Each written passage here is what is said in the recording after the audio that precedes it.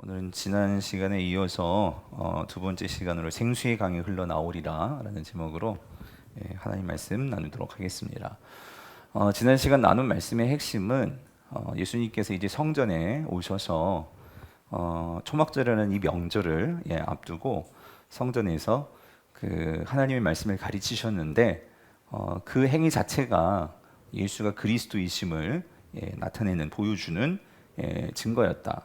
그래서 이스라엘 사람들은 메시아를 기다리고 있었죠. 근데 그 메시아는 뭔가 신비롭고 그런 메시아가 올 것을 기대하고 있었는데 예수 그리스도는 그들이 생각하기에는 이 예수는 나사렛 출신의 누구나 다 알고 있는 지역에서 온 그 랍비기도 하고 그렇지만 뭐 공인된 랍비는 아니지만 어찌됐든 하나님 말씀을 가르치는 사람이다 보니까 표적은 많이 행하지만 그러나 거기에 대해서 많이 의심하고 하는 그런 모습들이 지난 주일에 있었고, 그리고 이제 드디어 이 유대인이라고 하는 예수를 잡아 죽이려고 하는 그 유대인의 정체가 밝혀졌죠, 여러분. 누구였죠?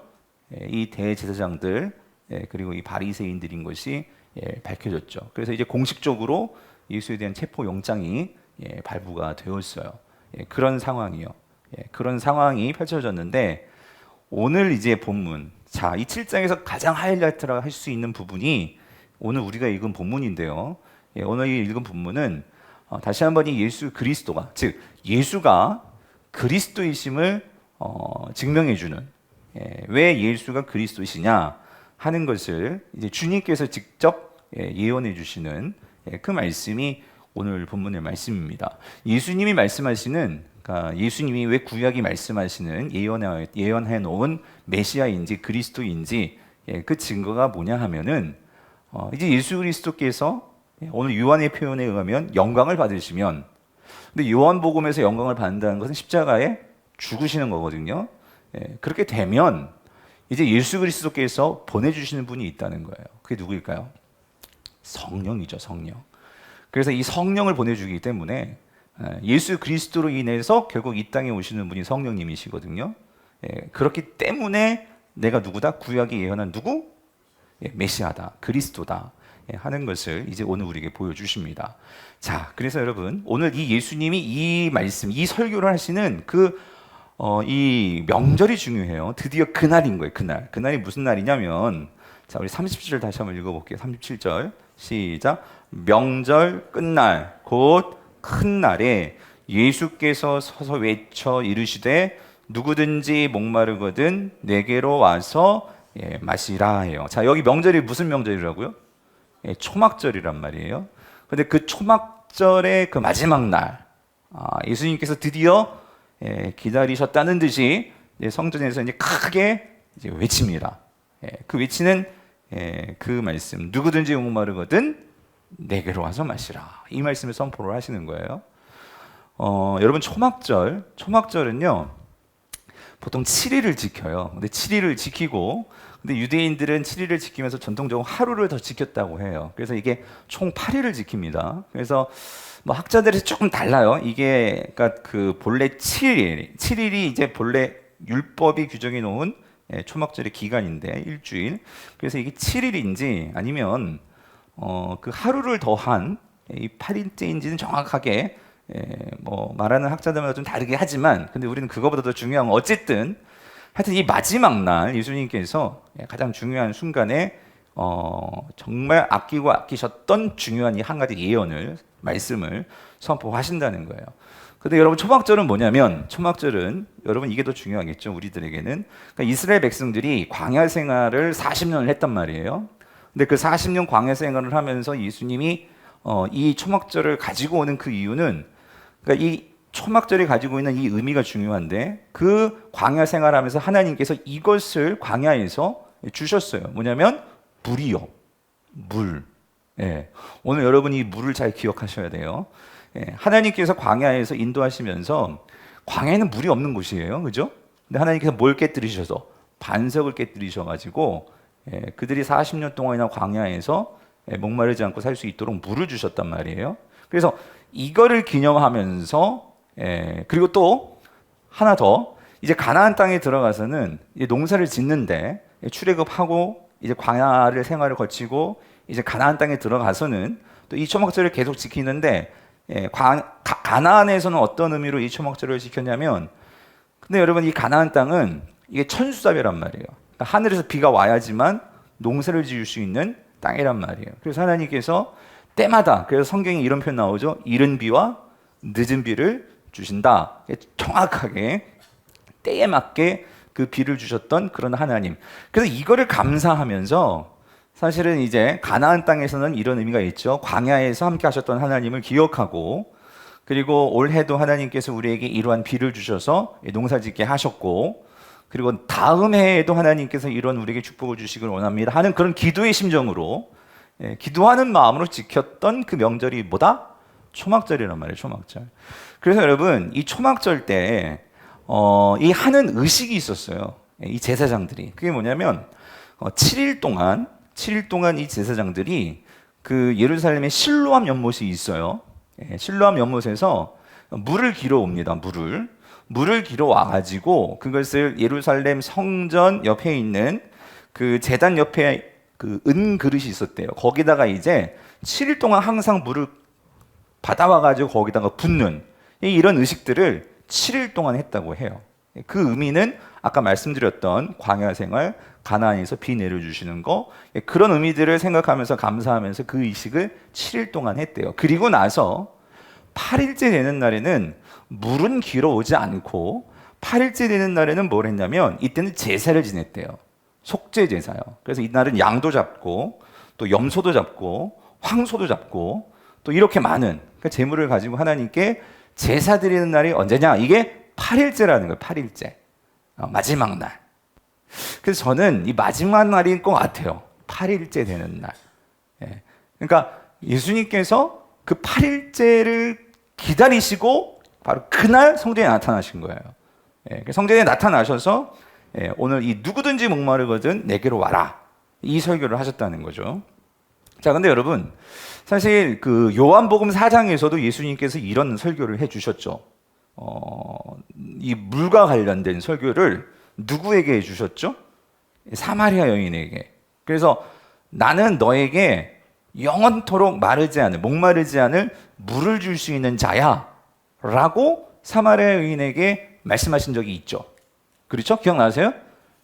그 말씀을 하셨는데, 근데 여러분 그거 아세요? 사마리아 여인한테 물을 준다고 했지만 예수님이 근데 그 물이 어떤 물인지에 대한 정체를 말하진 않으셨어요. 그렇죠? 그냥 물을 준다고 했는데 이게 지금 진짜 이 우물물인지 아니면 우리 뭐 먹는 이게 삼다수인지 무슨 물인지 정확하게 그거를 정체를 밝혀주지는 않고 그냥 영원히 목마르지 않을 물을 줄 수 있어 라고만 말씀하셨단 말이에요. 그런데 오늘 그 물이 무슨 물이었는지에 대한 정체가 밝혀지는 게 바로 오늘 이 7장이라는 거예요. 7장. 여러분 그 물이 뭡니까? 뭐예요? 성령이었던 거죠. 성령. 나만이 줄 수 있는 게 뭐예요? 성령이라는 거예요. 성령. 그거를 준다. 자, 근데 여러분 여기서 왜 물과 성령이 연관이 지어지느냐? 이거는 그냥 이렇게 뚝 떨어진 게 아니에요. 여기서 특별히 예수님께서 초막절에 이제 설교의 포문을 여시면서 가져오신 이 선포가 누구든지 목마르거든 내게로 와서 마시라. 이게 어디서 나온 말씀입니까? 이게 이사야 말씀입니다. 여러분 이사야 44장 3절을 같이 한번 읽어볼게요. 같이 읽겠습니다. 시작. 나는 목마른 자에게 뭘 줘요? 물을 주며 마른 땅의 시내가 흐르게 하며, 여기가 중요해요. 또 나의 영을 내 자손에게, 나의 복을 내 후손에게 어떻게 한다고요? 부어주리니 라고 말하고 있는 거예요. 지금 이사야가 앞으로 올 메시아가 할 일을 지금 예언하고 있는 거예요. 그 메시아는 물을 준대요. 근데 그 물이 뭐냐면 보니까 그게 뭐였어요? 나의 영이더라는 거지. 여러분 이 영이 뭐예요? 성령이란 말이에요. 성령. 진정한 메시아는 뭘 주시는 분이냐? 그러니까 그냥 이렇게 물 준다는 게 아니고 결국은 그게 뭐였어요? 성령이었다는 거지. 성령을 주시는 분이라는 거예요. 그래서 자 오늘 본문 돌아와요. 오늘 본문 38절에서 그래서 예수님이 말씀하시는 거죠. 나를 믿는 자는 여기 뭐의 이름과 같이, 성경의 이름과 같이 그 배에서 자 뭐가 나온대요? 생수의 강이 흘러나오리라. 이 말씀을 하시는 거예요. 자 여러분 여기서 성경의 이름과 같이는 구약이 예언한 것과 같이 그 말이에요. 근데 여러분 구약에서 이 물과 성령을 상당히 많이 같이 연결지어서 예언을 합니다. 몇 가지만 볼게요. 딱 두 가지만 오늘은. 자, 스가랴 14장 8절을 볼게요. 자, 같이 읽어볼게요. 시작. 그날에 생수가 예루살렘에서 솟아나서 절반은 동해로 절반은 서해로 흐를 것이라. 여름에도 겨울에도 그러하리라 라고 말씀하고 있어요. 지금 자, 생수가 솟아나는데 어디서 솟아난대요? 예루살렘에서 솟아난다. 예루살렘에서. 여러분 이게 무슨 말이에요? 지금 예수님이 지금 어디 계시죠? 예루살렘에 계세요. 그렇죠? 그리고 또 더 중요한 거. 자, 에스겔을 한번 볼게요. 에스겔. 자, 에스겔 47장 1절 9절을 보면 자, 에스겔이 그 마지막 이 말세에 있을 일을 예언을 해 놓았는데 1절 보니까 자, 그가 나를 데리고 여기 중요합니다. 어디로 데려갔나 보세요. 어디로 데리고 가죠? 성전으로 데리고 갔어요. 하나님의 영이 이 에스겔을 데리고 성전으로 데리고 가서 놀라운 환상을 목격하게 하는데 자, 근데 그 성전에 문이 있어요. 그 문에 이르렀는데 거기 보니까 성전의 앞면이 자, 동쪽을 향하였는데 그 문지방 밑에서 자, 뭐가 나와? 물이 흐르는 거예요. 물이 나오는 거예요. 물이 나와서 이게 동쪽으로 흐르다가 성전 오른쪽 제단을 통과해서 남쪽으로 계속 흘러간단 말이에요. 그러니까 맨 처음에 성전 문지방에서 쫄쫄쫄쫄 나온 물이었어요. 근데 이게 동쪽에서 나오다가 남쪽으로 이게 방향을 바꿔가지고 이게 흘러가다가 중간 생략하고 9절 볼게요. 9절. 근데 이 물이 뭐가 되었냐면 자, 뭐가 되었대 이제? 강물이 되었대요. 에스겔을 보면 이게 발목 차고 무릎 차고 이제 그죠? 허리까지 그 다음에 수용을 해야 할 정도로 그게 물이 불어나는데 자, 이 강물이 근데 중요한 건 이거예요. 이 강물이 이르는 곳마다 번성하는 모든 생명이 어떻게 돼요? 살아나는 거예요. 살아나는 거예요. 살아나고 또 뭐예요? 고기가 심히 많으리니 이 물이 흘러감으로 바닷물이 되살아나겠고 지금 이 바닷물이 어디냐면 사해바다입니다. 사해바다. 물고기가 살지 않았던 사해바다가 거기에 이제 이 성전 문지방에서 흘러나왔던 물이 들어가니까 에스겔이 그걸 보는 거예요. 이 물이 들어가니까 그 사해바다에 고기가 한 마리도 없었는데 거기서 뭐가 생겨? 고기가 생겨나고 고기가 살아나고 그리고 그 여기 그 물이 흐르는 주변에는 그러니까 모든 생물이 그래서 여러분 그 에스겔을 찾아보면 막 열매대 나무들이 막 살아나고 이런 역사들이 일어난단 말이죠. 그래서 이 강이 이르는 각처의 모든 것이 어떻게 된다? 살 것이며 이거예요. 살 것이며. 자, 성도님들. 예수님께서 이게 지금 아까 읽었던 성경이 말씀한 대로 이 말씀이에요. 예수님이 지금 의미하시는 게 성경이 말씀한 대로 그래서 아까 38절에 그 배에서 자 뭐가 흐른다고요? 생수의 강이 흘러나오리라. 그러니까 즉 생수의 강이 흘러나오면 어떤 역사가 일어난다고요? 살아나는 역사예요. 이 생명의 역사예요. 그런데 여러분 그 물이 어디서 나왔다고요? 어디서 나왔어요? 성전에서. 근데 여러분 성전은 어디에 있죠? 예루살렘에 있잖아요.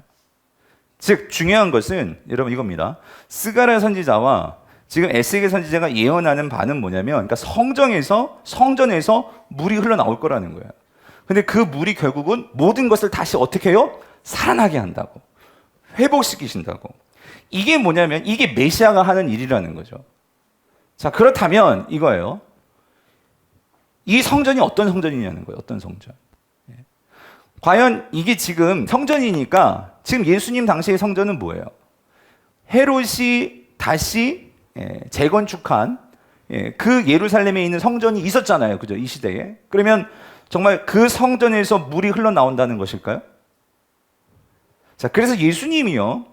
우리가 앞에서 봤어요. 2장, 요한복음 2장에 들어가면서 예수님께서 제일 먼저 예루살렘에 찾아가신 곳이 어디였어요?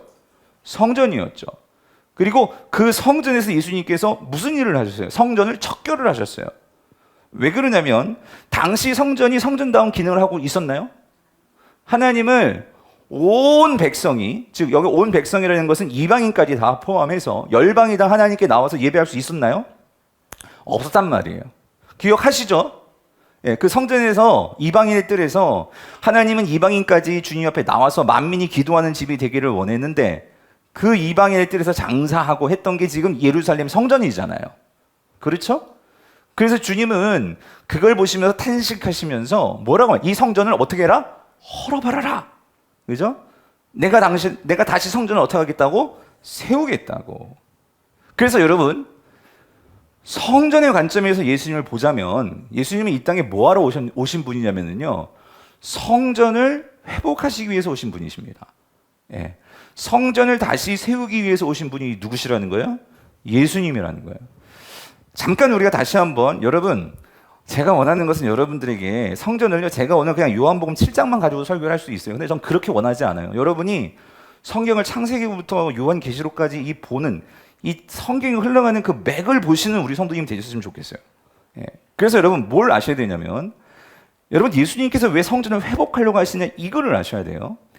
예수님께서 하나님의 뜻을 이루기 오신 분이 예수님이신데, 여러분 창세기 우리가 2장에서 9절 10절을 보면 이렇습니다. 이게 에덴의 모습이에요.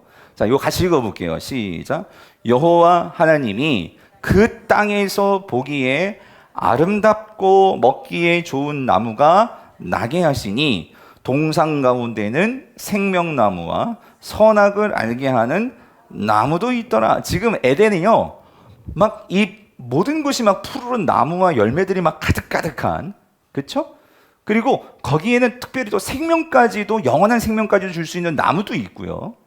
그리고 또 한 가지, 이 선악을 알게 하는 나무가 있다는 것은, 그러니까 그 모든 것을 다스리시는, 통치하시는 진정한 분은 누구예요? 하나님이 모든 선악을 주관하시는 분이심을 에덴 동산이 말해주고 있는 거죠. 그런데 중요한 건 이거예요. 이 에덴 동산이 이렇게 있는데, 여러분 2장에서요, 이 편이 왜 나왔을까? 강 얘기가 나와요. 강 이야기가 10절에 뭐라고 나와요?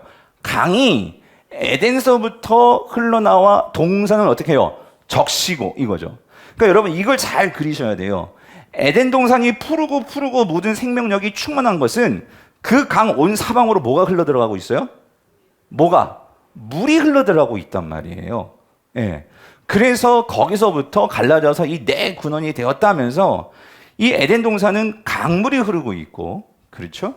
그리고 더 중요한 것은 우리가 다 읽지 않았지만 2장을 쭉 읽어보면은 그 동산에 누가 걸어다니고 계시느냐, 누가 그 동산에 거하고 계시냐, 누가? 하나님이 거하고 계신단 말이에요. 그래서 여러분, 사실 하나님이 임재하시고 하나님이 거하시는 곳, 여러분 그곳이 뭡니까? 성전이란 말이죠. 성전. 그렇다면 누가 이렇게 물어보면 여러분 자신 있게 대답하십시오. 이 지구상의 첫 번째 성전은 무엇이었을까요? 어디였을까요? 어디예요? 에덴이란 말이에요. 에덴. 그러므로 여러분, 진정한 성전이 있는 곳에, 그리고 그 성전에 들어오는 자들, 그리고 그곳에서 하나님의 임재를 경험하는 자들은 반드시 살아납니다. 여러분 믿습니까? 오늘날 이 시대에도 하나님의 임재를 경험하고, 내가 정말로 죽을 것 같고 삶이 완전히 다 망가졌고 소망이 없고, 그런데 하나님의 임재 가운데 은혜가 있는 그곳에 들어와서 하나님을 만난 자들은 다 살아났습니다. 아멘이십니까? 그게 성전이라는 거예요. 성전. 그래서 오늘 하나님께서는 그 성전에서 아담과 하와가 어떻게 생각하면 첫 번째 예배자이기도 하고요, 그 하나님과 함께 거하면서 그 성전을 누릴 수 있는 축복을 누린 자들이 아담과 하와였어요. 맞죠? 근데 여러분, 아담과 하와에게 하나님께서 주신 사명이 있었어요. 뭐냐면 하나님은요, 그 성전을 통해서 그 에덴에 거하면서, 근데 하나님은요, 이 아담과 하와가 에덴에만 그렇게 머무는 것이 아니고 그 에덴에서 하나님과의 이 교제와 하나님의 임재를 경험하면서, 하나님께서 아담에게 주신 사명이 있었죠. 그 사명은 뭐였어요? 생육하고 번성해서 어떻게 하라고? 땅에 충만하라고. 그 말은 뭐예요?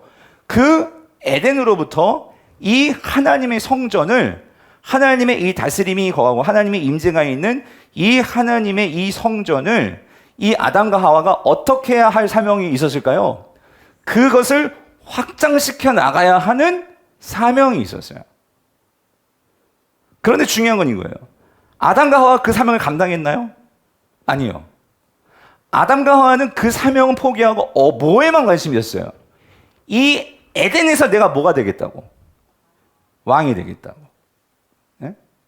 이 에덴에서 하나님은요, 이 에덴을 넘어서 하나님이 주신 여러분, 이게 생각해봐도 참 너무 신기한 것 같아요. 저는 뭐냐면 하나님이 에덴도 만드신 거잖아요. 그죠? 그럼 하나님이 그냥 다 하시면 될 것 같은데 하나님이 일하시는 스타일은 그게 아니에요. 하나님은 사람을 만드시고 그냥 로봇같이 그렇게 두시지 않고 하나님의 형상으로 만드셔서 하나님은 그 인간을 통해서 일하기 원하신단 말이에요. 무슨 말인지 아세요? 왜요? 그렇게 같이 행할 때에 먼저는요, 사람이 하나님을 이해하게 됩니다. 아, 하나님이 이런 분이시구나. 여러분, 일해봐야 돈이 얼마나 소중하고 돈 벌기가 얼마나 이것이 힘들고 그리고 이게 얼마나 이 노동의 가치가 얼마나 이거 알지. 그렇죠? 그냥 돈 많은 부모 만나가지고 그냥 돈이 생기는 사람은 돈의 가치를 모르잖아요.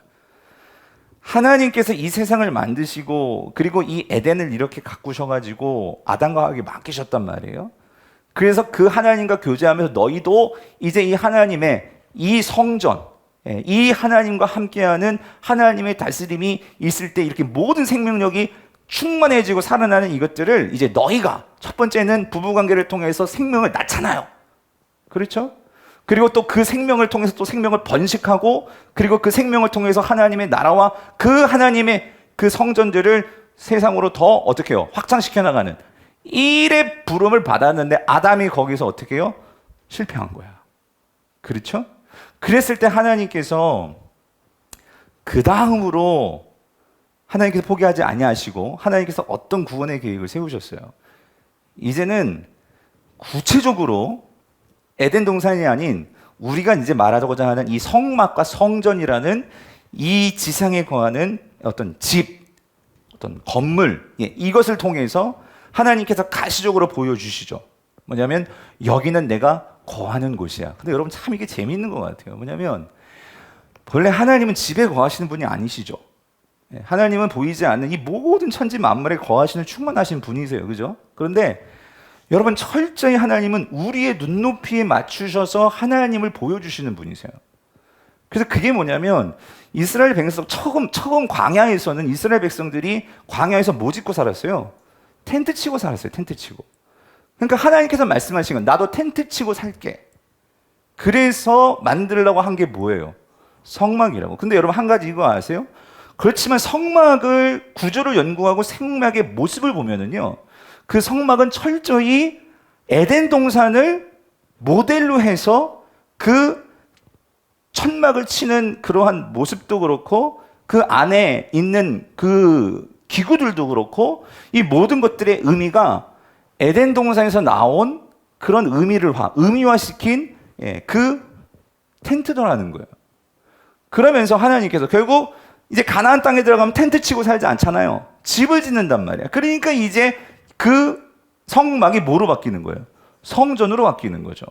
그러면서 하나님께서 이 땅에 성전을 두시고 내가 거기에 머물게 하면서 이제 하나님께서 이 성막과 성전을 누구에게 맡기시냐면 한 개인에게 맡기지 않습니다. 누구에게 맡겨요? 공동체에게 맡긴다고. 공동체. 그 공동체가 누구예요? 이스라엘 백성들이란 말이에요.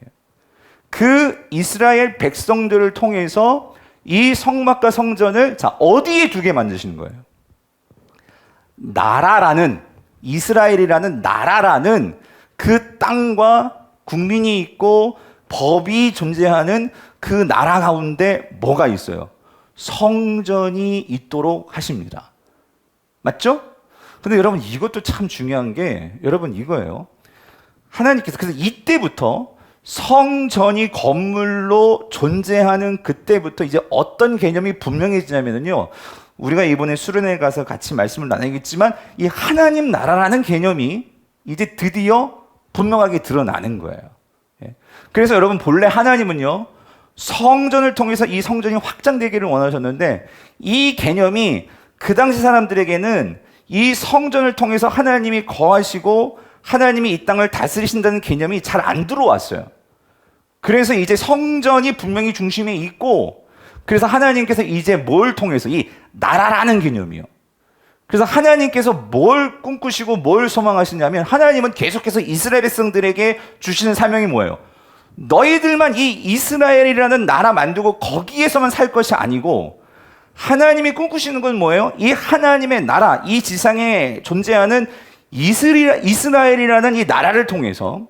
근데 이 나라는 다른 나라들과 다른 것은 그 나라 중심에 뭐가 있죠? 성전이 있어요, 성전. 그 성전이 있다는 것은 이 나라를 중심에 두고 이 나라의 진짜 왕은 누구시라는 거예요? 하나님이시라는 거죠. 이거를 통해서 다른 나라에게 뭘 보여주는 거예요? 우리는 하나님 백성이야. 하나님이 우리 진정한 왕이시여. 이거를 보여줌으로 인해서 다른 나라들이 이스라엘을 보고 그 이스라엘로 찾아와서, 그래서 결국 그 세계 만방 모든 민족들이 여호와의 영광을 알게 되는, 그래서 이사야가 말하죠.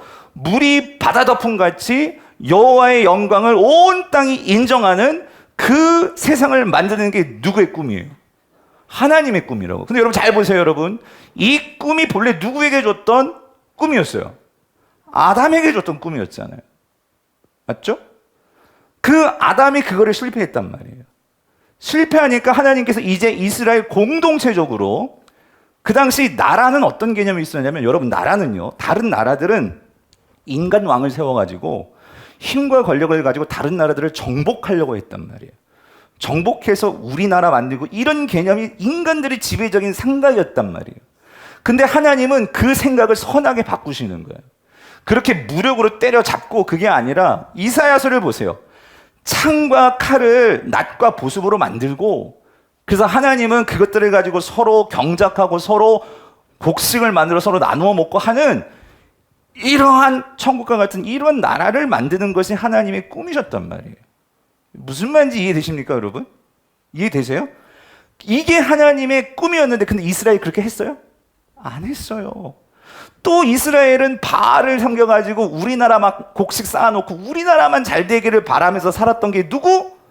이스라엘란 말이에요, 이스라엘. 그러니까 결국 하나님께서 어떻게 하세요? 다 흩어버리잖아. 성전 부숴버리시고. 예? 그래가지고 바벨론의 포로로 끌려갔었단 말이에요. 그리고 나서 70년 포로 생활하고 하나님께서 다시 해쳐모여 해가지고 지금 고국으로 돌아온 거야. 다시 시작할 수 있도록 다 흩어놓으시고, 그래서 이들이 돌아와서 처음 한 게 뭐예요? 성전 쌓았잖아요. BC 516년.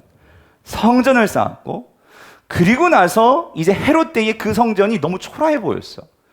그래서 BC 30년에 이 헤롯이 그걸 엄청나게 크게 성전을 확장시킨 거지. 자, 성전이 있었어요. 근데 예수님이 오셨단 말이야. 하나님의 아들이 와서 그 성전에 들어갔는데 어땠다고요? 기가 찰 노릇이지.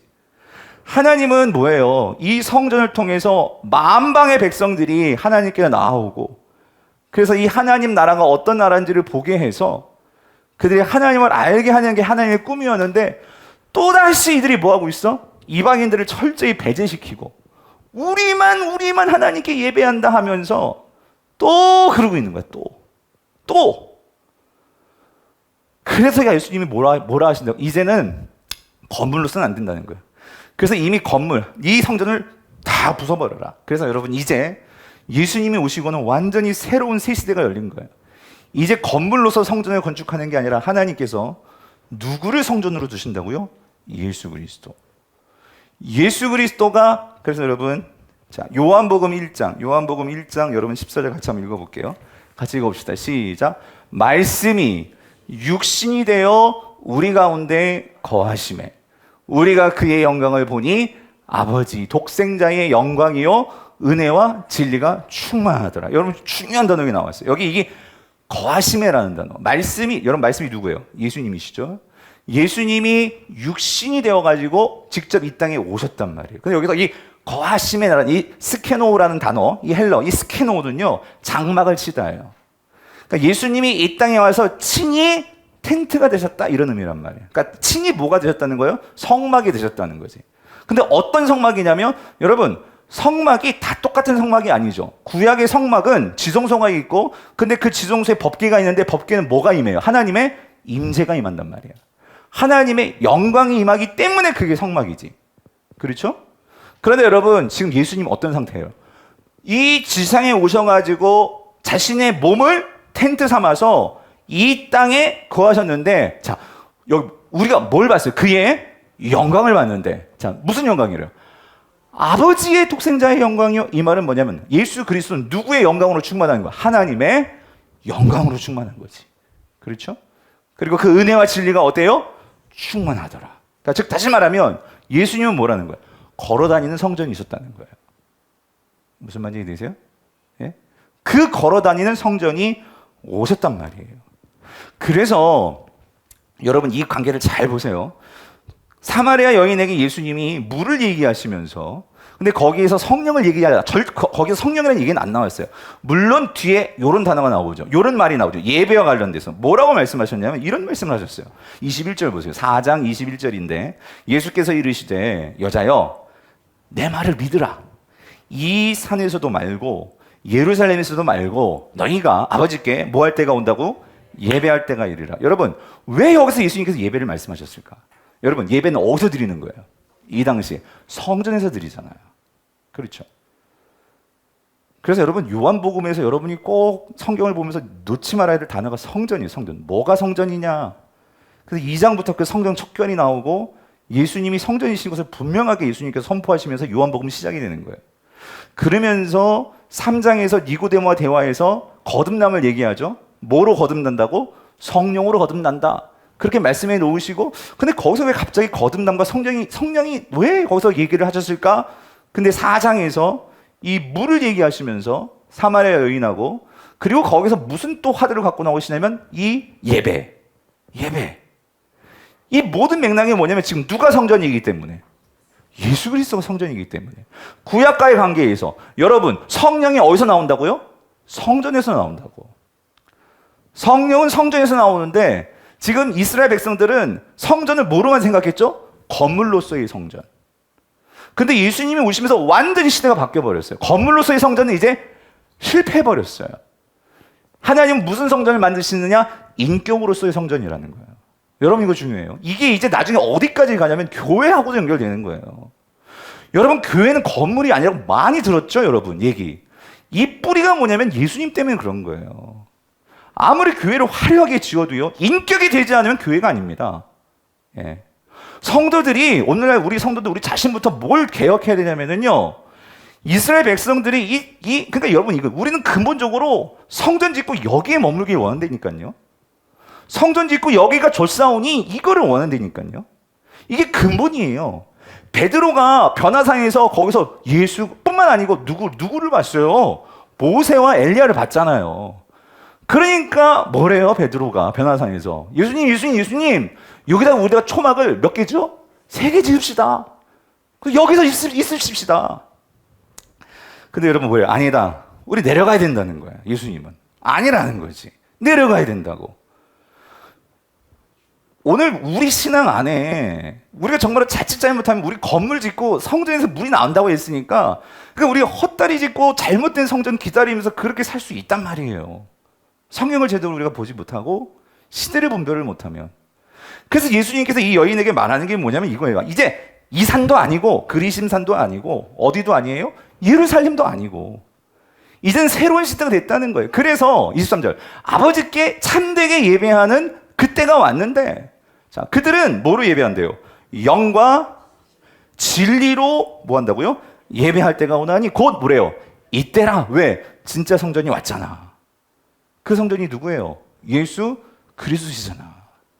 그래서 여기서 아주 중요한 24절. 하나님은 뭐예요? 영이시니 예배하는 자가 뭐라고요? 영과 진리로 예배할지니라. 여기 영이 뭐예요? 이게 성령이란 말이에요. 그럼 진리는 뭐예요? 말씀인데 더 정확하게 말하면 진리가 뭐예요? 예수 그리스도시란 말이에요. 즉 예수 그리스도와 관계없이 하는 것은 다 가짜예요. 예? 지금 영과 진리로 예배할지니라. 예전에는요, 그냥 우리가 가가지고 빌면 예배같이 그냥 제사 행위하고 하면 그게 되는 것처럼 생각했는데 사실 그것도 하나님께서 구약의 율법이 양 잡는다고 다 예배가 아니에요.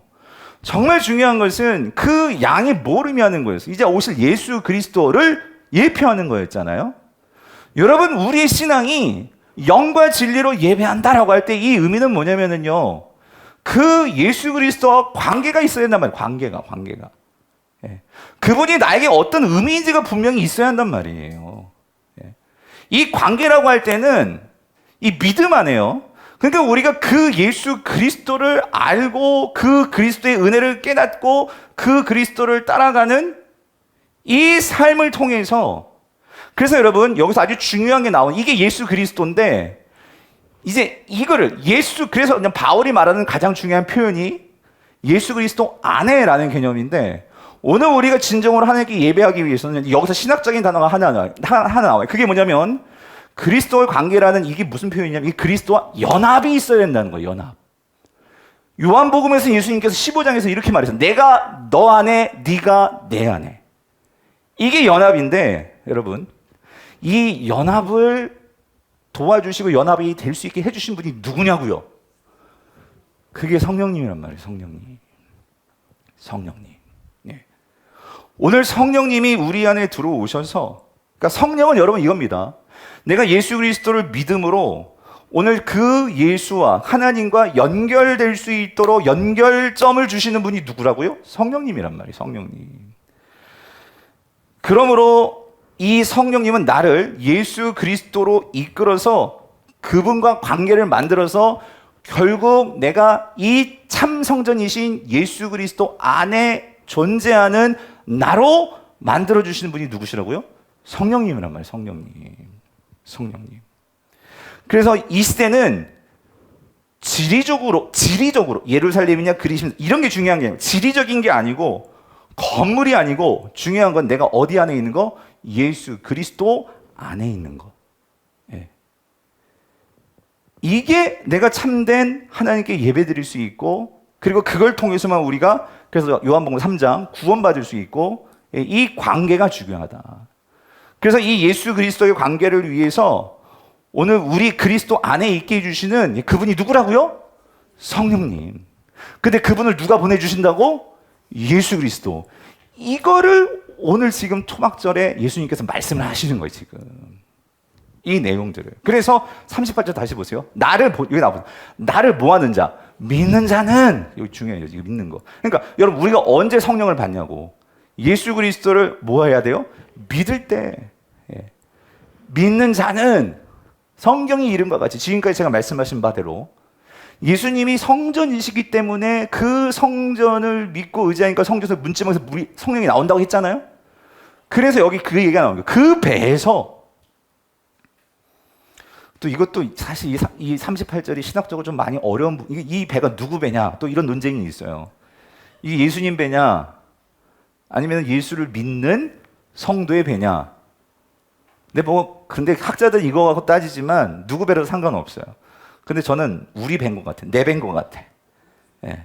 왜 그러냐면 왜 비유를 왜 배를 썼을까?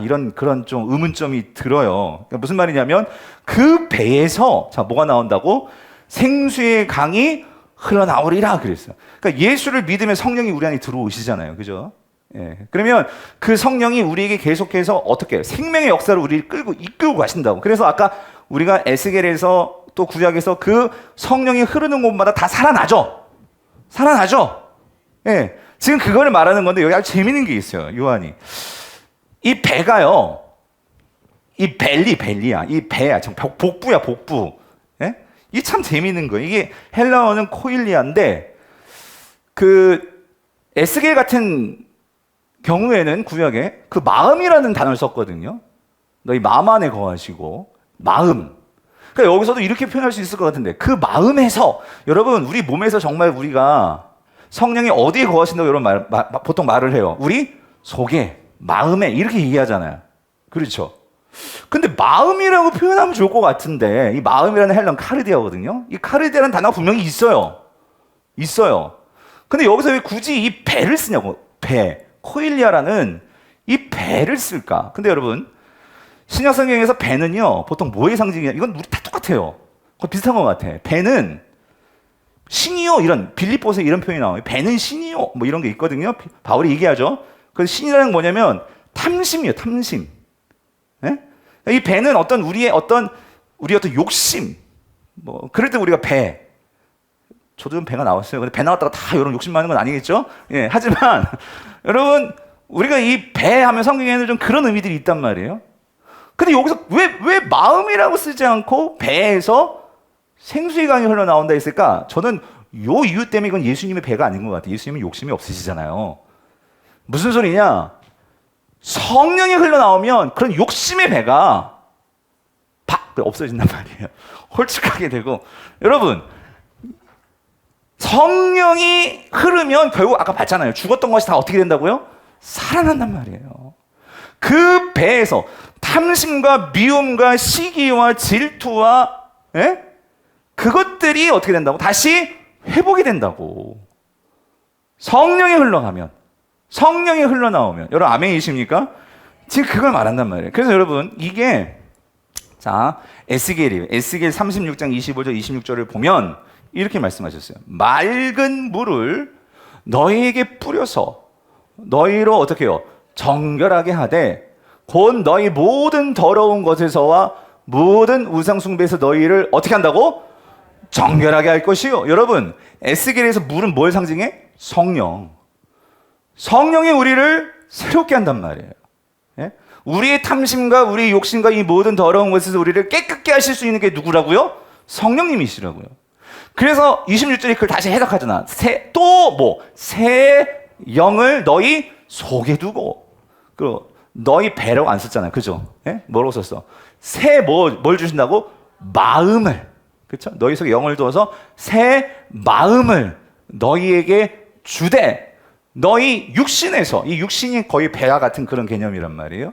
그런 육신에서 굳은 마음을 어떻게 제거하고 부드러운 마음을 어떻게 줄 것이며. 뭐가?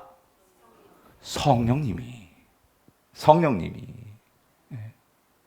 그래서 여러분, 아까 제가 성령은 그리스도와 우리를 뭐 한다고? 연합하게 한다고 했잖아요. 그죠? 그래서 성령이 하는 역할은 우리 안에서요. 우리가 성령님이 인격적이신 분이세요. 내가 성령님을 좋아하고 성령님과 가까워지면 성령 뭘 도와주시냐면 우리 예수를 닮게 도와주신다고. 예. 우리가 예수를 닮아가면 닮아갈수록 우리의 이 배가 홀쭉해진단 말이에요. 탐심이 줄어들고, 예. 우리 어떤 옛날의 습관들이 어떻게 해요? 끊어지게 되고, 예. 예수 그리스도를 좋아하면 좋아할수록 우리는 옛것과 안녕한단 말이에요. 근데 이 성령을 정말로 우리가 사랑하고, 그래서 이 성령의 도움이 없이는 여러분 절대 여러분의 그 죄된 습관 못 끊습니다. 끊었다가 또 다시 돌아오고 또 다시 돌아오고. 여러분, 그러니까 우리의 힘과 의지로 신앙생활을 할 수 있어요. 그러나 그건 오래 못 가요. 예. 성령의 역사를 통해서 우리가 변화될 때만 우리가 어떻게, 성령은 우리에게 뭘 주셔? 자유함을 주신단 말이에요. 예? 그러니까 여러분 이거예요. 내가 누군가를 너무 사랑해가지고 근데 이 사람이 담배 피는 남자를 너무 싫어해. 근데 내가 이 여자를 너무너무 사랑해. 그럼 끊을 수 있어요, 없어요? 진짜 사랑하면, 진짜 놓치고 싶지 않으면 끊는다고. 근데 담배보다도 이 여자가 못하면 안 끊지. 예. 당연한 거잖아요. 우리가 진짜 예수 그리스도를 사랑하고 예수 그리스도가 얼마나 큰 가치인 줄 알면 우리가 그 끊지 못하는 것들을 끊을 수 있는 용기도 있고 결단하게 된단 말이에요. 그걸 도와주는 게 누구라고? 성령님이시라고. 그래서 여러분 갈라디아서 분명히 이걸 말하는 거예요. 갈라디아서 5장 16절 내가 이르노니 너희는 뭐래요? 성령을 따라 행하라. 그리하면 뭐예요? 육체의 욕심을 어떻게 해요? 이루지 아니하리라. 그러니까 성령을 따라 행한다는 것은 그러니까 내가 이 성령의 도우심을 받는단 말이에요. 그러니까 성령을 잘 따라가면 우리 육체 욕심을 어떻게 할 수 있어? 이길 수 있단 말이에요. 그래서 5장 25절 만일 우리가 성령으로 살면 또한 어떻게 해요? 당연히 성령으로 행할지니. 그러면 답은 나왔네. 우리가 뭐의 지배를 받으면 돼? 성령의 지배를 받으면 되지. 그러니까 에베소서에 말하는 거예요. 이건 명령이에요. 뭐라고 말해요? 술 취하지 말라. 이는 방탕한 것이니 오직 뭐로? 성령으로 어떻게 해요? 이거는 받고 안 받고의 문제가 이건 명령이에요. 받으라 해요. 받으라. 예? 성령의 충만함을 받으라. 예. 성령의 지배를 받으라 이거예요. 근데 여러분 이건 조금 강한 의미고 로마서 자체가 이제 5장에서 6장을 넘어가면 군사적인 용어도 나오고 그러니까 충만함을 받으라 이게 지배를 받으라 이 말인데 이거를 다시 에덴 동산을 끌고 가가지고 에덴 동산에서 그런 모습 하나님과의 관계를 생각해 보면 이런 거예요. 충만함을 받으라 그 소리는 하나님과의 친밀한 관계를 가지고 살아라. 네? 하나님을 정말로 알고 사랑하는 그런 관계로 살아라. 충만함을 받는다는 소리는 뭐냐면요. 내가 정말 인격적인 관계가 좋다는 거, 인격적인 관계가 좋다는 거. 예? 아니, 여러분, 부부관계가 좋은데 딴 여자 만나고, 딴 남자 만나고 그러겠습니까? 부부관계가 뭔가 이상하고 문제가 생기고 하니까. 예? 여러분, 하나님과의 관계가 정말 좋은데 어떻게 세상 거를 더 좋아할 수 있겠습니까? 아니, 여러분, 데이트하는 그 처음 막 뜨거운 사랑하는 남녀를 보세요. 뭐, 아까 만났는데도 또 전화를 막 3시간, 4시간 막 전화를 하고, 데려다 줄게 하고 집에 들어가면 또 여자가 다시 내가 널 데려다 줄게 또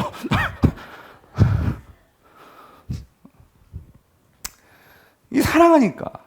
예?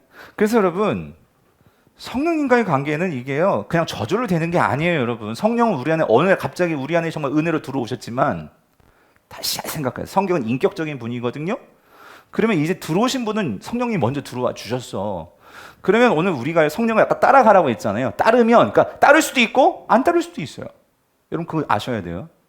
그래서 데살로니가 우리가 지금 묵상하고 있는데 데살로니가 전서 5장에 보면 이런 표현을 해요. 성령을 소멸시키지 말라 이런 말이 나와요. 소멸. 그럼 성령이 없어진다는 소리인가? 아니죠. 신약은 분명히 성령이 일단 들어오면 떠나가는데 안 떠나가는데 안 떠나신댔어요. 그럼 성령이 소멸된다는 의미는 뭐예요? 그것은 이런 거에 마치 성령은 들어오셨지만 우리 삶에서 이런 경우 있지 않아요? 성령이 꼭 없는 것 같아 내 안에. 예? 성령이 아무런 역사도 없고 저도 그런 경험이 있는데 여러분 왜 그런 줄 아세요? 내가 그동안 성령을 방치해놨기 때문에 성령은 인격적인 분이세요. 내가 성령을 정말로 존중하고 그분과의 관계를 맺으면 맺을수록 성령만 룰루랄라 하면서 우리를 더 잘 인도해 주시고 하는데 내가 성령보다 세상 것들 너무너무 좋아해. 예? 그럼 성령은 심각하게 그냥 성령이 어떻게 해요? 그냥 잠자코 계시는데 마치 성령이 우리 안에 계시지만 없는 것처럼 그렇게 되는 순간이 있다면 그게 소멸이에요. 소멸시키지 말라. 예. 그래서 여러분 성령을 따르는 생활에는 아까 갈라디아서 봤죠? 연습이 필요해요. 훈련이 필요하다고. 연습하고 훈련하지 않으면 우리가 이거를 모르면은요, 그러니까 머리는 아는데 내 삶의 스타일 방식은 성령을 따르는 게 아니고 그냥 내 생각, 내 주장으로 신앙생활을 하는 거예요. 여러분, 우리가 이거를 깨뜨리지 않으면 여러분 아무리 신앙생활 많이 해도 안 바뀌어요. 안 바뀝니다. 안 바뀌면 내 마음에는요 항상 스트러글이 있어. 관계에서 힘들고 신앙생활 하면서도 기쁨이 아니라 여러분 그런 거 저 많이 들어요. 목사님 교회 오기 싫어요. 아니 말이 안 되지 않아요 여러분? 아니 교회 와서 정말로 하나님을 만나고 그 안에서 자유함을 누릴 수 있는 건데 그 왜 그런 거예요? 아직 내가 성령을 잘 따르지 못하고 아직 내 안에서 이 내 방식으로 이 신앙생활을 하고 있으니까 그러니까 기쁨이 없고 자유함이 없단 말이에요. 그래서 이걸 연습을 하면서 우리가 빨리빨리 성령님께서 원하시지 않는 것은 빨리빨리 버려버리고 끊어버리고 빨리 그거 선택하셔야 돼요. 그거 선택하셔야 돼요. 그래야 우리의 이 신앙생활이 기쁨이 평안이 있는 것이고. 근데 이게 하루아침에 연습이 필요하다. 훈련이 필요하다. 그러니까 여러분 제발 훈련 좀 하세요. 훈련. 제자훈련이 됐든 뭐가 있든 여러분이 그걸 통해서 맛을 보셔야 이걸 알고. 근데 여러분 또 제자훈련 했다고 다 되는 게 아닙니다. 제자훈련은 똑같이 정말 안 바뀌는 성도들 제가 많이 봤어요. 예, 그분은 계속 훈련 받으셔야 돼. 그걸 내가 정말로 맛이 뭔지를 깨달을 때까지. 여러분 제가 공부가 그렇더라고요. 공부가. 그러니까 뭐냐면 제가 신대원 다닐 때 공부가 그렇게 그러니까 이 성경이 그렇게 재밌는지 몰랐어요. 근데 미국 가서 제가 몇 번 말씀드렸죠. 제가 어떻게 영어도 잘하지도 못하고 근데 미국에서 배운 건 하나, 공부하는 법을 배우고 왔다니까요. 아, 성경은 이렇게 보는 거구나. 이런 책을 보는 거구나. 아, 교수님들은 이렇게 성경을, 이런 게 중요해서 그렇게 보는 거구나. 이거를 하니까 좀 재밌어지는 거예요. 그러니까 성령을, 여러분 신앙생활 하면서 성령을 따라간다는 게 무슨 의미인지를 여러분이 그거를 깨달아야지만 여러분이 신앙생활이 재밌어지는데 내가 성령을 따라간다는 것은 머리는 알지만 내 순간순간 성령님께서 나를 어떻게 인도해 주시는지를 여러분이 그거를 배워야 되는데, 그거를 깨달아야 되는데, 그거를 내가 감을 익혀야 되는데, 여러분 생각해 보세요. 여러분 집사님 그렇잖아요. 맨 처음에 집사님 운전 잘 하시잖아요. 그죠? 맨 처음에 운전할 때는 벌벌벌 떨 이거 아니에요? 막 신장갑도 껴야 되고 막. 예? 예. 그런데 여러분 운전 잘하면 이제 어떻게 이게 아니죠. 자유로워지잖아요. 예? 그건 뭐야? 그렇다고 방심해서 막 운전하는 소리가 아니고 익숙해지는 거잖아요. 그죠? 그럼 막 속도감도 즐기게 되고 막 이런 거 있잖아요. 그래서 여러분 기도와 말씀 묵상은 기본입니다. 이거는 이거 했다고 다 바뀌는 게 아니라 이건 기본 중에 기본. 예. 주님을 만나야 되고 교제를 해야 되니까 말씀을 읽고 말씀을 묵상하고 기도하는 거 이건 기본. 그러니까 이게 없으면 기본기가 없으면 말짱 도루묵. 기본을 잘 쌓아야죠. 기본을 모르면 배우시고 모르면 성경을 잘 모르겠으면 성경 일동학교 와셔가지고 성경을 어떻게 보는지를 배우시고 여러분이 평생 생활하면서 성경 끼고 살으셔야 되잖아. 예? 나이가 많고 적고 그 상관없어요. 모르면 계속 반복하면 되지. 예. 그리고 또 중요한 거 여러분 그게 다가 아니에요. 말씀 묵상 기본인데 그것만 해. 말씀과 묵상과 제가 지난번에 말씀드렸죠. 지난번에 키가 그래요. 바리새인들 말씀과 묵상을 팠어. 근데 그들은 문제는 뭐야? 삶에서 실천이 없었다고. 가르치기는 기차게 가르쳐. 그런데 삶에서 실질적으로 원수를 사랑할 수 있어야 되는데 예수를 죽이겠다는 거 아니에요 지금. 네? 그 무슨 말이냐면 말씀을 내가 하나 알았으면 그걸 갖고 삶에서 어떻게 해봐야 돼? 한번 살아봐야 돼. 실천해 봐야 돼. 네. 예를 들어서 애가 막 맨날 집에 가면 막 집구석이 막 그냥 정신없고 애들 때문에 죽겠어. 근데 그때마다 세우게서 기도해야 돼. 성령님 이럴 때 어떻게 해야 됩니까? 네, 무슨 말인지 이해되세요? 목사님은 교회 가면 기쁨이 넘친다고. 난 기쁘지 않아요 하나님. 네? 그러면 교회 와가지고 그 성령님께 기도. 성령님 어떻게 됩니까? 네? 저 사람이 또 보여요. 어떻게 합니까? 네? 내 마음에서 회사에 갔는데 하나님 나 진짜 일 다 때려치고 그냥 그럴 때 삶 속에서 어떻게 해요? 붙든 말씀 붙들고 기도해야 된단 말이지. 그리고 그거 갖고 살아보셔야 된단 말이죠. 네? 그러면서 여러분 그게 힘들어요. 근데 사람은 그게 힘들지만 그런 과정이 있는 성도와 없는 성도는 천지 차이. 그러한 삶 속에서 말씀 갖고 스트러글을 하면서 투쟁을 하면서 그렇게 살아본 경험이 있어야 그러면서 말씀이 이런 거구나 하는 것을 깨닫지. 그냥 휩쓸리면 말씀 따로 내 삶 따로. 그게 신앙생활이에요. 잘못된 신앙생활. 네. 그래서 중요한 건 그렇게 내가 나의 이 부족을 인정하고 성령님을 부를 때 성령님은 옳거냐고 너무 좋아하시면 날 인도해 주신단 말이에요. 너 힘들지? 그러면서 나에게 어떤 설교 때 들었던 말씀들 생각나게 해주시고 또 순모임에 갔더니 내가 고민하고 있는 것을 저 집사님이 고민하면서 그거를 이렇게 살면서 뭐 실패한 이야기도 있고 성공한 이야기도 있고 그런 이야기를 들으면서 도전도 받고 격려도 받고 나만 힘든 줄 알았는데 저 집사님도 힘들구나. 네? 우리 집만 지옥 같은 줄 알았는데 저 집은 완전 지옥 중에 제일 지옥이네. 막 이런 것도 하면서 우리 집이 그래도 감사하네. 뭐 이런 거 있잖아요.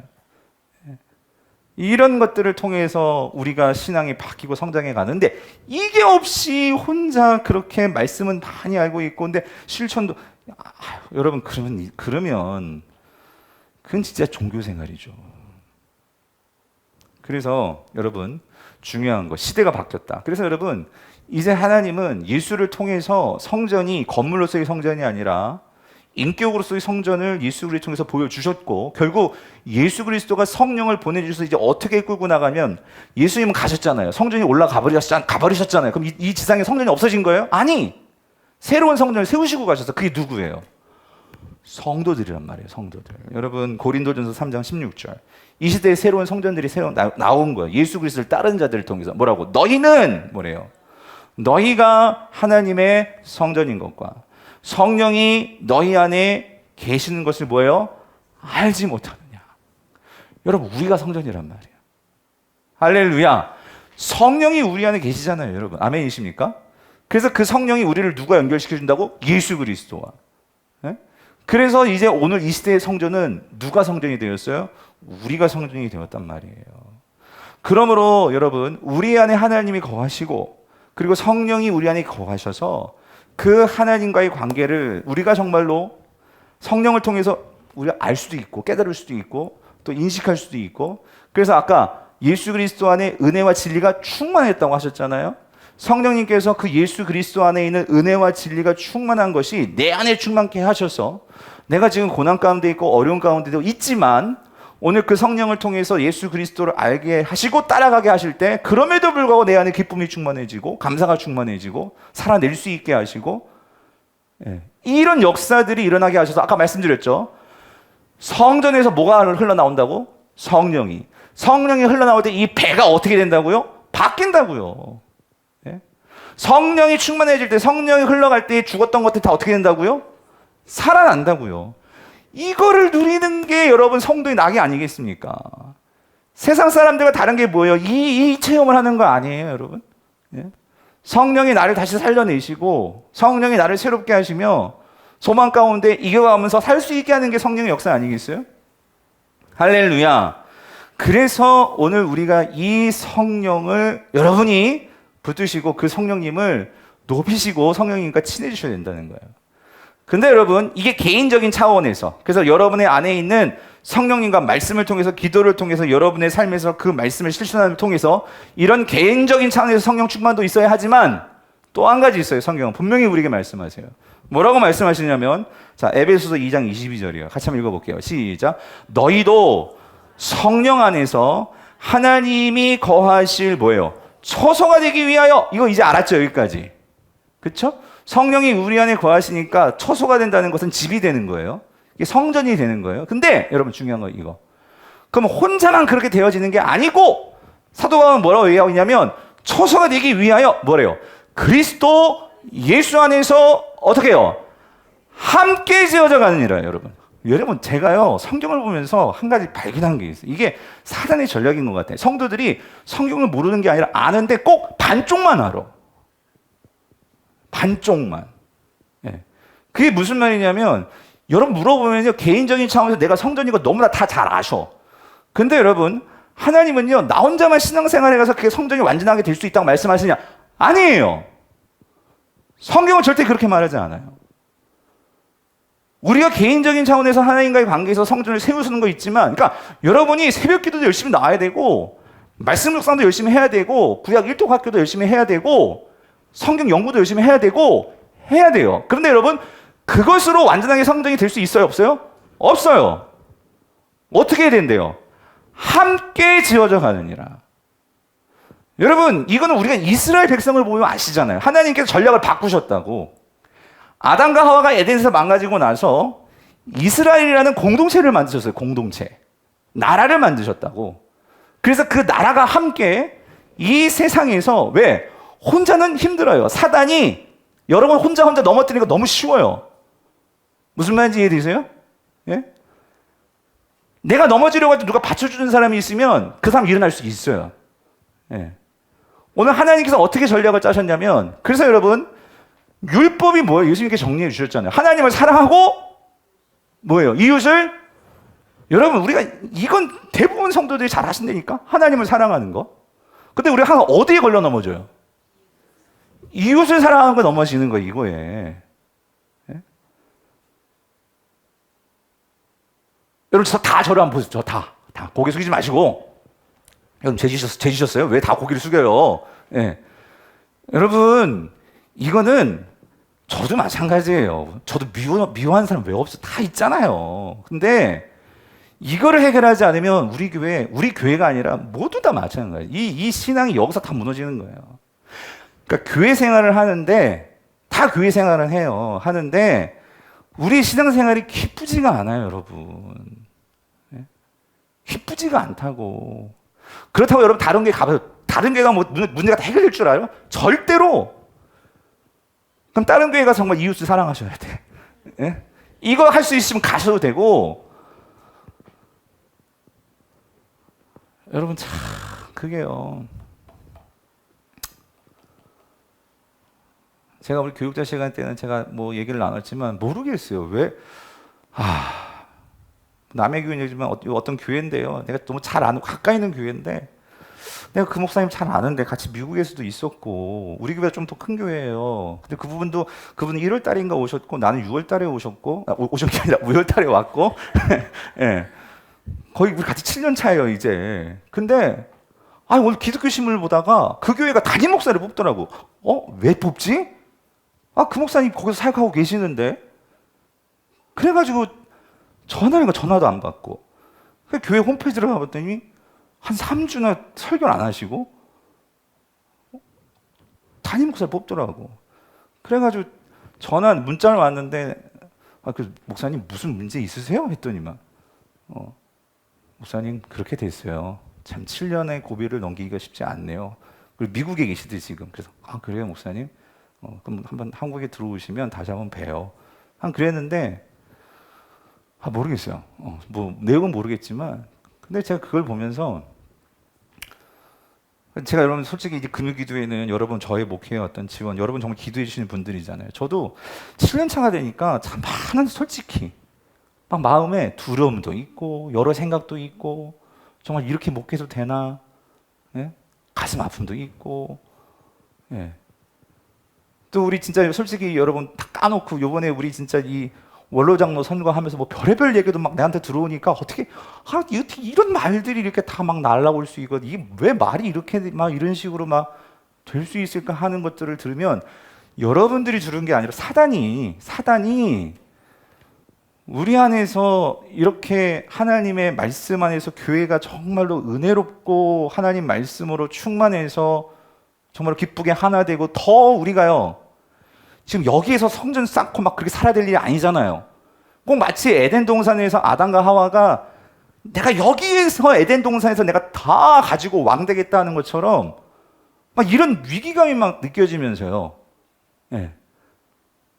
근데 그래서 그런 문제도 있고 저런 문제도 있고 그래서 이찬수 목사님 그때 뵙고 왔단 말이죠. 이런 문제 목사님 어떻게 됩니까? 근데 여러분도 아시겠지만 내가 요번에 많은 위로도 받았어요. 뭐냐면 사단이 여러분 우리 교회는 우리 교회대로 요번에 분당 우리에도 엄청난 문제가 있었거든요. 힘든 문제가 큰 교회는 큰 교회대로 그러니까 거기에서 정신 똑바로 안 차리면은 그냥 다 내려놓고 싶은 거야.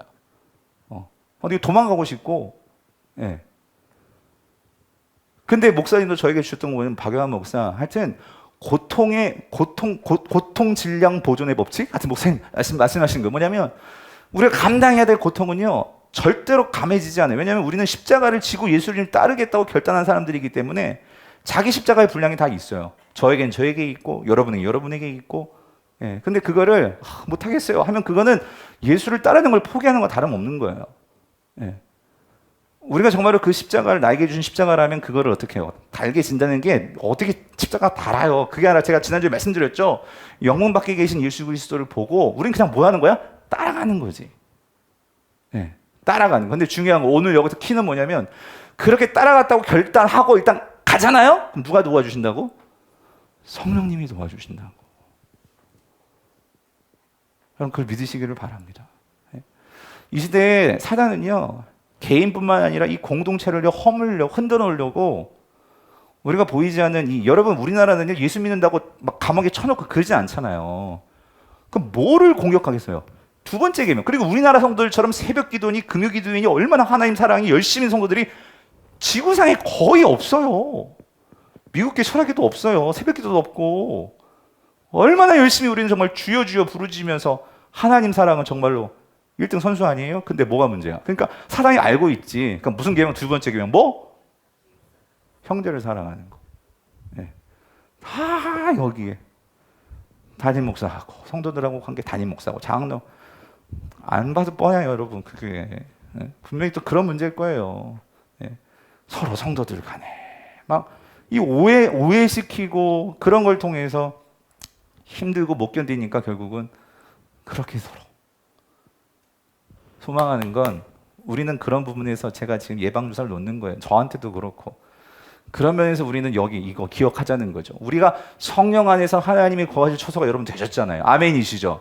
그럼 그 다음에 우리가 해야 되는 건 뭐냐고요? 예수 안에서 어떻게 해야 된다고요? 함께 지어져 가느니라. 여러분 이게 될 때 그 다음에 여기서 함께 지어져 가서 여기서 잘 먹고 잘 사는 게 아니고, 여러분 예수님께서 성령을 주실 때 우리에게 주셨던 이 예수님의 유언과 같은 이 말씀을 여러분 꼭 기억하시네요. 그건 뭐냐면 사도행전 1장 8절. 오직 성령이 너에게 임하시면 뭐예요? 권능을 받고 뭐예요? 예루살렘과, 그죠? 이 성령이 임했단 말이에요. 그 초대교회 성도들은 첫 번째 예루살렘만 머물러 있으려고 했었어요. 그렇죠? 그러니까 한 번에 성도들이 막 3,000명, 2,000명 막 늘어나니까 예루살렘에만 와 하면서 놀랍죠. 부흥을 경험한 거 아니에요? 성장으로서의 부흥. 근데 여러분 하나님의 계획은 어디에 있다고요? 흩어지는 거예요. 흩어지는 거라고. 네? 그러니까 흩어진다는 것은 우리 각자 사명을 가지고 세상에 들어가서 이제 내가 성령이 내 안에 있는, 우리는 걸어다니는, 우리가 성전이잖아요. 그죠? 세상 속에서 하나님의 영광과 여러분 성령이 흘러가는 곳마다 어떻게 된다고요? 살아난다고. 여러분 잘 보세요. 여러분으로 인해서 주변이 사람들이 살아납니까? 죽어갑니까? 여러분 나로 인해서 사람들이 살아나는 게 그게 전도고요, 선교고요. 그렇죠? 예. 꼭 무슨 비행기 타고 해외 나가야지만 선교가 아니고, 내가 가는 시장에서 내가 있는, 여러분이 있는 그 세상, 만나는 사람 한 사람 수용하러 가셔서 밥 먹는 모임에서 세상 사람들하고, 그런 모임에서 내가 말 하나 하는 거, 학교에서 친구들 만나는 거, 이 모든 거 하나하나가 나는 성령이 있단 말이에요. 그럼 그 성령이 이 아이들에게, 이 친구들에게, 이 사람들에게 흘러감을 통해서 그들이 어떻게 해요? 위로를 받고 힘을 얻고, 예? 그런 역사들이 일어나도록. 그래서 여러분 아까 그 말씀 띄워주실래요? 예수님께서 성령이 임했을 때에 예수님께서 이 말씀을 하시죠. 주의 성령이 내게 임하셨으니 이는 가난한 자에게 어떻게 해요? 복음을 전하게 하시려고 내게 기름을 부으시고 나를 보내사 포로된 자에게 자유를, 누먼 자에게 다시 보게 함을 전파하며 눌린 자를 어떻게 자유롭게 하고 주의 은혜의 해를 전파하게 하려 하였더라. 이게 뭐예요? 성령이 임한 자들이 들어가는 건 살아나는 거죠. 예수님은 그래서 병자들을 고치고 하시는데, 우리도 여러분 치유 사역 하시는 분도 있겠지만 우리는 그게 아니라 세상에서 절망 가운데 있는 사람들, 실망 가운데 있는 사람들, 어려운 사람들, 그런 사람들에게 어떻게 해요? 우리가 정말 그들을, 나를 통해서 나를 보라고, 나도 정말 힘들고 어렵지만 그래도 나 산다고, 예? 예수 믿자고, 교회 오자고, 그러면서 우리가 어떻게 해요? 성령의 역사를 흘려보내는 거죠. 예? 그런 은혜가 우리 교회에 있기를 간절히 바랍니다, 여러분. 아멘이십니까? 예? 그래서 여러분 제가 소망하는 거 이거, 이제 우리 교회가 전략을 좀 바꿔야 되고요. 뭐냐면 여러분 우리가요, 여기 안에만 저기서 아성을 쌓고 여러분 그래서는 우리 다 죽어요. 사단의 밥이 되기 쉬워요. 우리가 흩어지고, 예? 특별히 여름 같은 경우에는 진짜 우리가 배낭 메고 정말 어디 농촌교회를 가든지, 아니면 정말 우리가 뭔가 좀 우리의 이 작은 시야를 좀 넓혀야지, 그래야 하나님의 역사를 보게 되면은요, 제가요 여러분, 제가 진짜 보수주의 그런 색깔을 가지고 신앙생활을 했지만 저는 성령사역에 많이 열려있는 사람이에요. 근데 왜 그러냐면 제가 말씀드렸죠. 애들이 있고 필리핀 단기 선교 가지고 거기서 귀신도 보고 쫓아내는 것도 보고 이런 성령의 은사들을 보니까 저는 말씀을 붙들고 있기 때문에 말씀의 그러한 중심이 흔들리지 않지만, 그렇다고 은사주의로 나가지 않아요. 근데 제가 말씀드렸죠. 정말 귀신이 떠나가고 막 하는 걸 보니까 되게 관심이 많이 생기더라고요. 막 너무 재밌다는 표현 좀 그렇지만, 막 되게 막 그냥 진짜 다 귀신을 때려잡고 싶더라고. 예, 그때부터는. 그래가지고 와가지고 막 그냥 귀신 쫓는 법 그런 책을 막 다 사가지고. 근데 그 책들은 다 오순절에서 나온 책들이더라고요. 그래가지고, 왜 장로교 쪽에서는 그런 책들이 없지? 예, 그런 생각도 하면서 했는데, 근데 중요한 거는 보니까 달라지더라는 거죠, 내 생각이. 예? 예. 한 가지만 말씀드리고 설교를 마칠게. 제가요, 샘나는 게 있어요. 근데 요즘 그런 여러분 여기 이 동네 사시는 분 다 아실 거예요. 뭐냐면 여기 우체국이 있잖아요. 여기 우체국 있거든요. 거기 점심 때요. 참 신기해. 정말 누가 아이든지 모르겠는데, 그 지역 주민을 위해서 그렇게 복지인지, 그게 뭐 사회 공헌인지 기여인지 모르겠지만, 여러분 보통 이렇게 기업이든지 뭐 이런 관공서 같은 구내 식당이요, 그 직원들만 상대로 이렇게 열지 않아요? 뭐 요즘 많이 여나요? 그렇구나. 시대가 많이 바뀌었네요. 예, 정부가 좋아진 건지 어쨌든지 아무튼. 근데 제가 그걸 보면서 우리 동네 사실 여기 먹을 데가 그렇게 많지 않거든요. 그러니까 우리 거의 교회 구내식당 같이 교육자들 다 거기 가서 먹어요, 밥. 가면 쌍문삼동 사시는 분들은 거기서 많이 보게 되더라고. 예. 근데 그러니까 예전에는 구내식당 하면 우리 직원 우리 그렇잖아요. 예, 그런데 하니까요.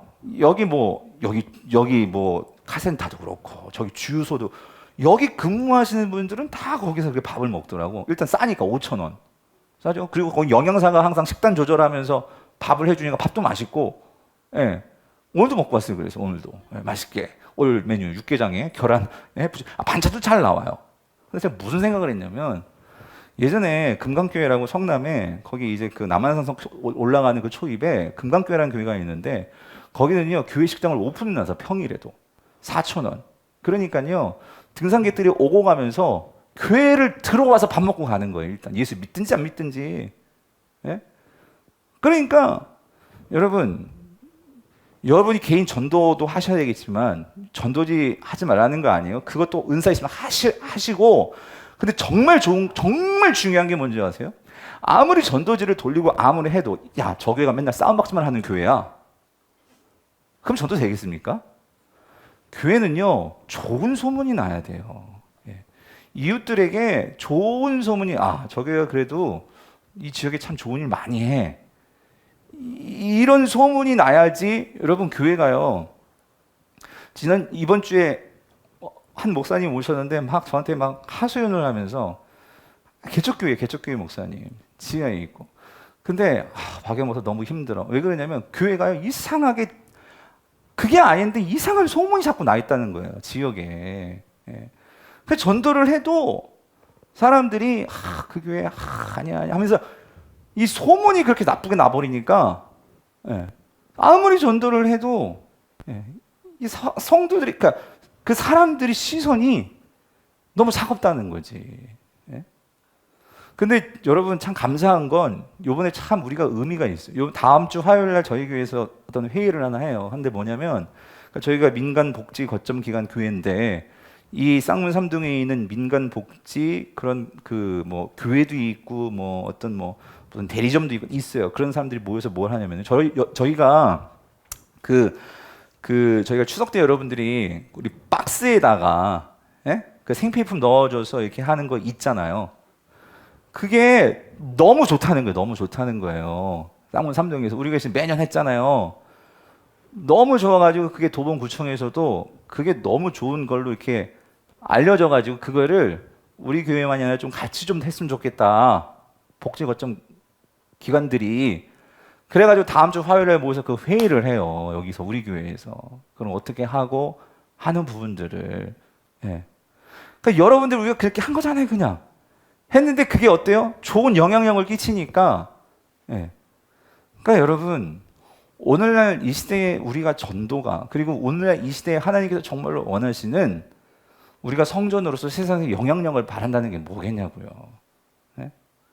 그러니까 저는 그거예요. 우리 교회에서 만약에 밥을 이렇게 하면 물론 밥하는 거 어떻게 좀 고민도 되겠지만 뭐 그건 다음 문제고 어쨌든 그렇게 사람들이 교회에 와서 평일에 안 믿는 사람들이건 믿는 사람들이건 어쨌든 그런 게 뭐예요?